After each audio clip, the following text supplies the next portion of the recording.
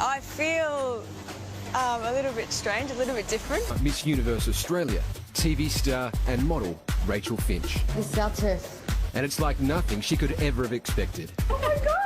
I feel so cleansed. Okay, cleansed is a good word. No filming, but can we come in and show Rachel? Don't attempt this at home, kids. This is what it's like. There is no doubt that there are two significant Muslim communities in Australia from a demographic point of view. One is in the Bankstown through to Lakemba area of southwest Sydney, and the other is in the northern suburbs of Melbourne. Demographer and social commentator Bernard Salt. The Muslim community, like any migrant community, like to congregate where people speak their language, where their churches are located, where there is newspapers, where there are supermarkets that provide their food. We've invited Rachel down to Bankstown and live a life in the day of the Muslim community. I'm nervous because I've never done anything like this before. We're just normal people living our lives like other Australians in the country. Today, Rachel will be walking in the shoes of Rebecca Kay, a devout Australian Muslim woman and mother of 4. Were you born here? Yeah, I was born in Australia.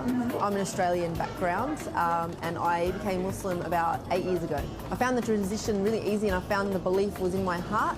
But Rebecca, a former Wollongong surfer girl, has a confession. Before I became Muslim, I was a Muslim hater and I used to listen to talkback radio a lot and have that same kind of attitude. And I used to love saying to people, well, if you're not happy here, then you can go back to where you came from. Believing in God and fearing God has taught me to love my fellow human being again and appreciate people for who they are inside their heart, not their skin colour or the way they look on the outside. On the outside, I'm Muslim, but inside, I'm extremely Aussie. So what you see is not what you get. Rebecca's best mate, Frida, joins them for their daily coffee ritual. Other people probably think that we're just boring, simple.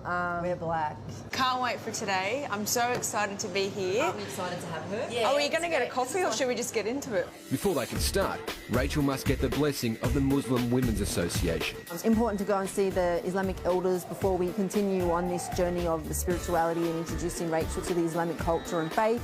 This is one of the areas where native Australians, domestic Australians, could learn a lot from migrant communities, the way in which they defer to the elderly in many cases. A big part of Rebecca's week is the volunteer work at My Home Respite, a community-based respite centre for children with special needs. It's a board of Muslim women who have decided to start a respite centre for people with special needs. It's just 4 of them and, you know, they still make such a huge difference. Lunch at the local favourite Jasmine 1 is next, and Super Slim Rachel is getting acquainted with her very first Lebanese feast. Can I order One fattoush. yeah, one fattoush, One tabbouleh. hummus al-lahme, Hummus. which one? Baba ganoush. Are we going to have fries with that? I'm joking. Outside the Auburn Gallipoli Mosque, Rachel's physical transformation begins. But it's inside the mosque where she feels different, changed. I feel so cleansed. Okay. As soon as I walked in, there was a sense of peace, happiness. I loved it. Thank you. And what would a day with the girls be like without a shopping trip? I wanted to bring you down and show you about our Islamic fashion. We've got a lot of dresses and skirts. Do you want to start trying on some? Yes, please. I'll wait in the dressing room. Let's do the Julia Roberts and Pretty Woman thing. Okay. Feels like I'm putting my swimming cap on. Thank God, you know, it's getting away from the blacks and getting away from the boring colours. Can we do some shopping? How about that? I feel different, yeah, obviously, but yeah, it's amazing. Oh my God!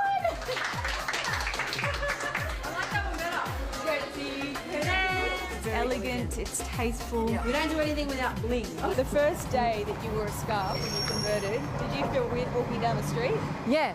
A little bit yes and no because it's Bankstown and like that's what people, you know, it's not an uncommon thing to be seen with. I've often had so many people comment me on the way I'm dressed saying, oh wow, you know, where did you get that from? Now, what are we having tonight? At home, and Rebecca is getting dinner prepared. We have people over all the time. Really? It never ends. A lot of kids, they all play together, it's really loud. And don't say no. No. If I say to you, you're hungry and you want to eat something, It's always if a I say it yes. 3 times, it better be a yes on the 3rd time. Rebecca's husband Albert is home. Well, we've been looking after the kids for you.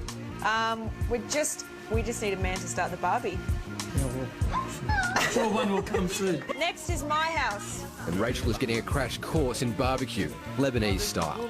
Guys, thank you so much for having me today, and Rebecca, thank you so much for showing me around. It was absolutely beautiful and welcoming me into your home. I wish that everyone could be like you and so warm and open-minded, and you know, we hope that something good comes from this story. I think that the experiment with Rebecca shows that this is very much the way of the future. I think with an open and tolerant mind on both sides, that we can actually fuse something that's quite enviable in comparison with the rest of the world. It was nice to be able to step inside her shoes and see that those stereotypes of Australian Muslim women aren't particularly true. At the end of the day, we're all Australian, no matter what colour our skin is or what we believe in or what our backgrounds are, that, you know, we're all just fair dinkum dinky die Aussies. They're intelligent, they're smart, they're independent, they want a career and they want a family, and to me that's empowering.